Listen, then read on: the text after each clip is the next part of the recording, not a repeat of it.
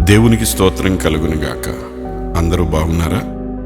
క్రైస్తవులమైన మనం అనేక సార్లు లోబులంగా, పిసినారులంగా ఉంటాం. లోభత్వము అనేటువంటిది ఎవరి జీవితంలో ఉంటుందో వారు తమకుండేటువంటి లోభత్వము పాపము అని గ్రహించలేరు. అవసరతలో ఉన్న పొరుగువానికి సహాయం చేయకుండా బిగదీసుకుని ఉండటం పాపం అని గుర్తించలేరు. సమస్తాన్ని దాచుకోకుండా చివరి రక్త బిందువు వరకు మన కొరకు దారబోసిన యేసయ్యనే వెంబడిస్తున్నాము అనుకుంటాం. కానీ మనం మాత్రం దాచుకోవడానికి ఏమాత్రం వెనుకాడం.